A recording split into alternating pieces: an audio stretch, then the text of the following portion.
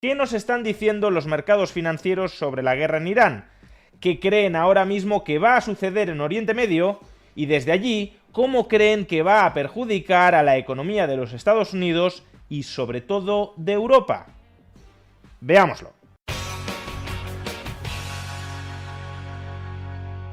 Los mercados son mecanismos de agregación de información dispersa muy potentes, es decir, sintetizan las expectativas de todos los agentes económicos que participan en ellos. Eso no significa que esas expectativas sean correctas, que pronostiquen certeramente el futuro, pero sí nos informan sobre qué creen esos agentes que va a suceder en el futuro. Pues bien, la lectura de lo que ha ocurrido en los mercados financieros durante los últimos 2 días resulta muy relevante para determinar qué esperan ahora mismo los inversores que puede acaecer con respecto a la guerra en Irán. En primer lugar, los mercados financieros otorgan cada vez una mayor probabilidad, no estoy diciendo que sea el escenario central, porque si lo fuera probablemente veríamos caídas mayores, pero otorgan cada vez una mayor probabilidad a que la guerra se enquiste en el tiempo. Esto lo podemos observar con claridad en la continuada subida del precio del petróleo. Este martes ha vuelto a subir con respecto al lunes, que ya subió a su vez con respecto al viernes anterior, y también en las caídas de las principales plazas bursátiles, tanto Estados Unidos como sobre todo Europa. Y hay que dejar claro que cuando hablamos de que la guerra se enquiste, no estamos diciendo necesariamente que se extienda a gran escala en forma de tercera guerra mundial. Bastaría con que se llegara a una situación similar a la de Ucrania, donde el Estado ucraniano resiste a la invasión rusa y la invasión rusa no es capaz de sobreponerse al Estado ucraniano. En el caso de Oriente Medio, esto significaría que el régimen de Irán no cae, pero tampoco consiguen los estadounidenses y los israelíes conquistar el territorio e imponer su propio autócrata. Y ese escenario de equilibrio frágil, donde ninguno de los dos bandos gana, ya de por sí resulta muy desestabilizador. Lanzando drones y misiles de manera más o menos aleatoria hacia sus vecinos y sobre todo hacia las infraestructuras energéticas de sus vecinos, o por ejemplo poniendo en peligro el paso a través del estrecho de Hormuz, pues eso, desde luego, añade un riesgo geopolítico permanente al suministro normalizado de petróleo y de gas natural. En este sentido, la esperanza parece residir en que uno de los principales perjudicados de esta estrategia de Irán sería China, que ya ha protestado para pedir que se normalice el tránsito por el estrecho de Hormuz. Con lo cual se supone que las presiones geopolíticas de China sobre Irán llevarían a que el régimen de los ayatolás no se mantenga de manera más o menos indefinida en esta estrategia disruptiva. Pero de nuevo no hay ninguna garantía de que eso no vaya a ser así y de que por tanto no haya una disrupción más o menos permanente en los mercados energéticos globales. En segundo lugar, esa disrupción en los mercados energéticos globales sería especialmente perjudicial para Europa, no tanto para los Estados Unidos. Solo hay que comparar la evolución de los mercados bursátiles. Los europeos han caído alrededor del 6-7% durante los últimos 2 días. La bolsa estadounidense ni siquiera se ha dejado un 1%. Por consiguiente, lo que los inversores están pensando es que la situación geopolítica de Irán y la disrupción, como digo, del flujo energético global que de ahí se deriva, es mucho más perjudicial para Europa que para los Estados Unidos.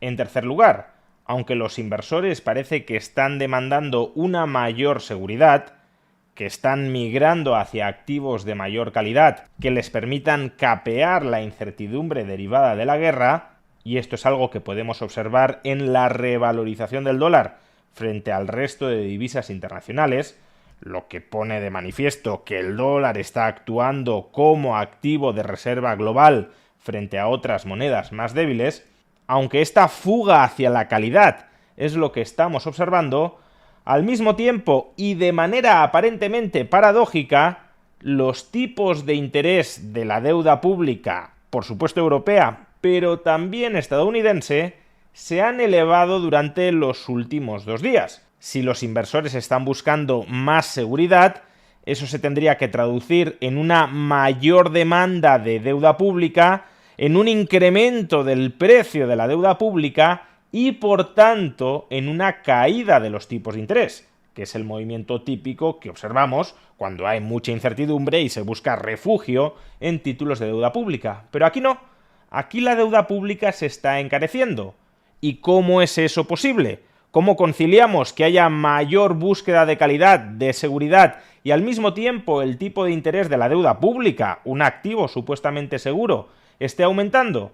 Pues porque los inversores también temen que si la situación de Irán se perpetúa en el tiempo, la inflación va a repuntar y una mayor inflación futura significa subidas de los tipos de interés por parte de los bancos centrales y eso ya se capitaliza desde hoy en el precio de los títulos de deuda a largo plazo actuales. Dicho de otra manera, que en un contexto de fuga hacia la calidad el tipo de interés de la deuda pública esté subiendo, lo que nos indica es una revisión al alza de las expectativas de inflación de los agentes económicos. Y ante esta coyuntura, ¿qué haría un inversor?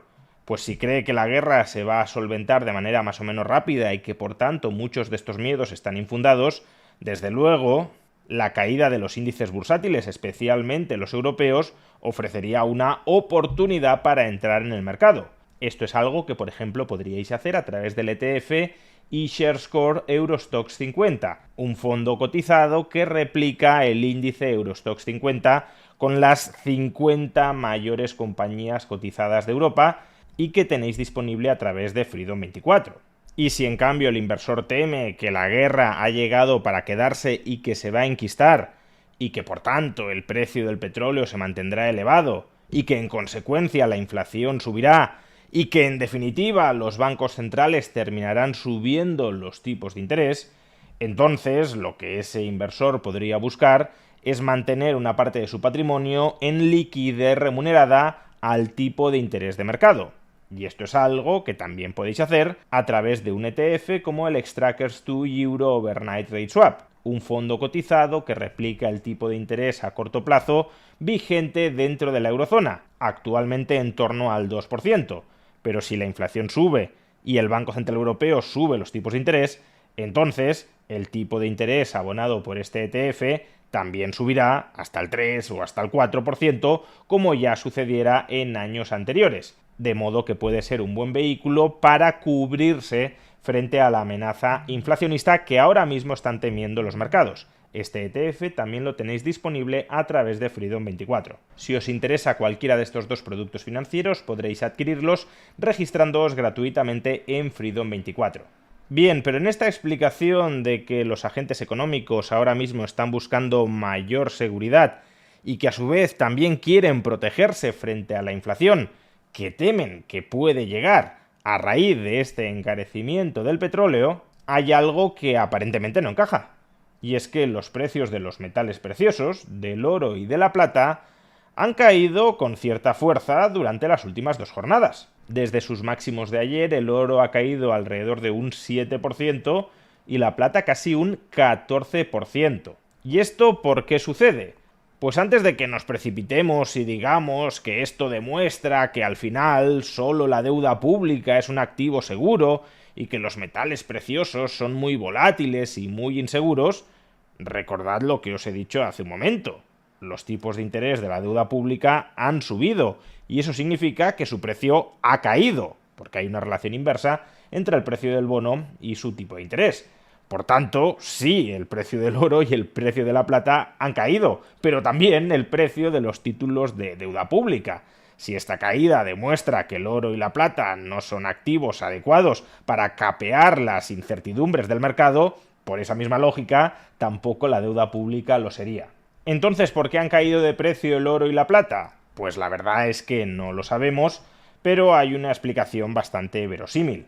Recordad que durante los últimos meses muchos inversores han invertido apalancadamente tanto en el oro como en la plata, para así potenciar a través de la deuda la rentabilidad que se lograba con la subida, con la revalorización de estos activos.